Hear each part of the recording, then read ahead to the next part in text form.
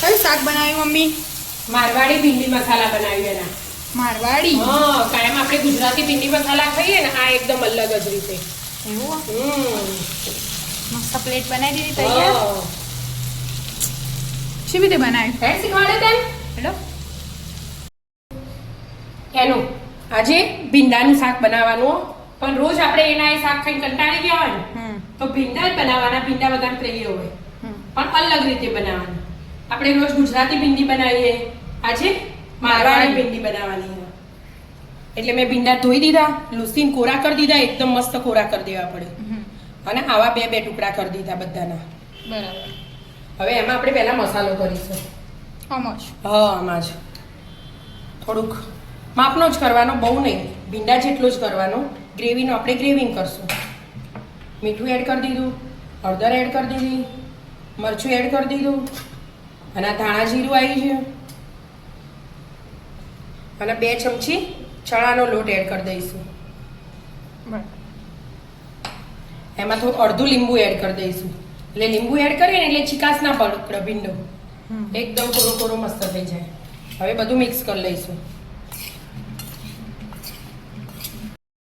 ભીંડા બેસન વાળા થઈ ગયા? હા, બેસનમાં વાત થઈ જાય નહીં, તૈયાર થઈ જાય.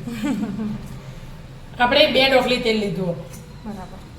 એમાં મસાલાવાળા ભીંડા આવે ને એ એડ કરી દઈશું. એકલા ભીંડા છે? એકલા ભીંડા છે. નીચે લોટ વધે ને એના એમ જ રહેવા દેવાનો. બરાબર. 80% જેવા ફ્રાય કરી ફ્રાય કરી દેવાના. હા, કરી દે બીજા એડ. હા કરો ને. આ થાળી કરી દો ને એટલે લોટ રહે. બરાબર. થવા દો તાણ ફ્રાય. લોટ આવવાનું તો એવો હતો નહીં.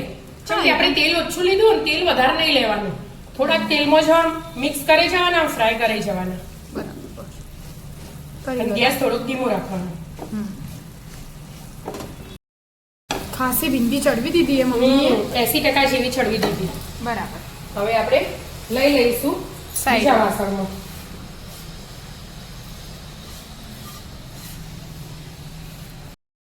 બધી ભીંડી લઈ લીધી આપણે. વઘાર મૂક્યો. હા, થોડીક રાઈ એડ કરવાની. રાઈ ફૂટવા માંડે ને, ફૂટવા જ માંડી એટલે જીરું એડ કરી દેવાનું. જીરા હાથે થોડું હિંગ એડ કરી દેવાનું. અને આપણે ડુંગળી એક જ લીધી અમે, એક ડુંગળીનો વઘાર કરી દેવાનો મસ્ત, ઝીણી ઝીણી સમારી દેવાની. અને આદુ લસણ મરચાં 2 ચમચી જેવું એ લઈ લીધું.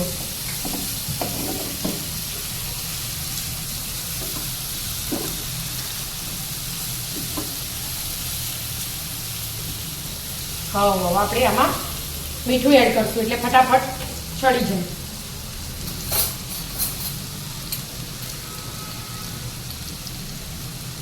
મીઠું એડ કરી દીધું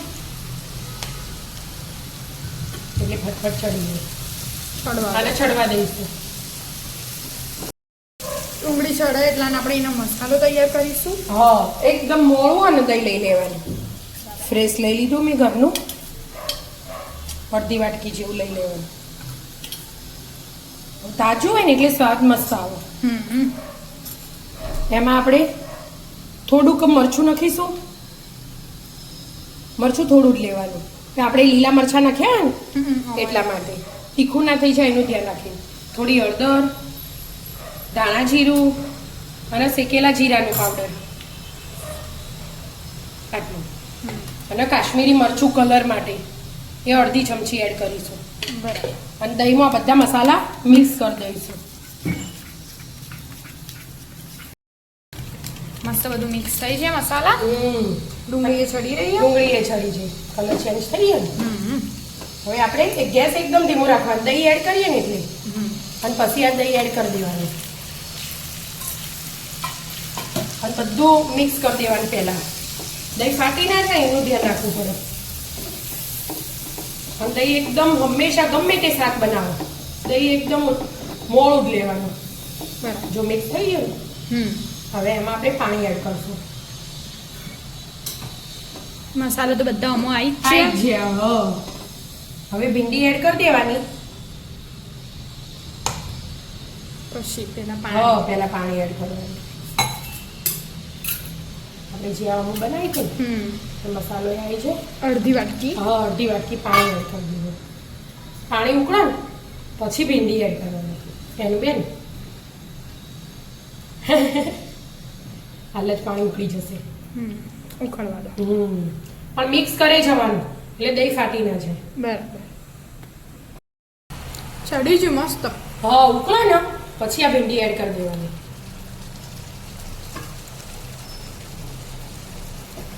અને બધું મિક્સ કરી દેવાનું મસ્ત.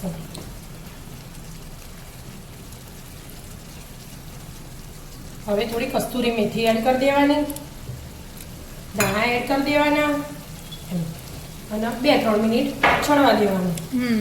ભીંડા તો આપણે છડવી દીધા તો 2-3 મિનિટ છોડવા દેવાનું. મસ્ત છડીને તેલ છૂટી જશે. બરાબર બની ગયું. હા શાક મસ્ત ચડી ગયું. જો તેલ છૂટી ગયું. હવે ઉપરથી દાણા એડ કરી દેવાના ફરીથી. રોટલી રોટલા પરાઠા ગમે ત્યાંથી મસ્ત લાગે આ શાક. બરાબર એમાં રોટલી ને પરોઠા હાથે તો એકદમ મસ્ત. તો આજે બનાવી છે મિત્રો એકદમ અલગ જ રીતે મારવાડી ભીંડી મસાલા. આવી જાઓ મિત્રો અમારા વિડીયો ગમતા હોય તો લાઈક શેર અને સબસ્ક્રાઇબ કરજો. રાધે રાધે.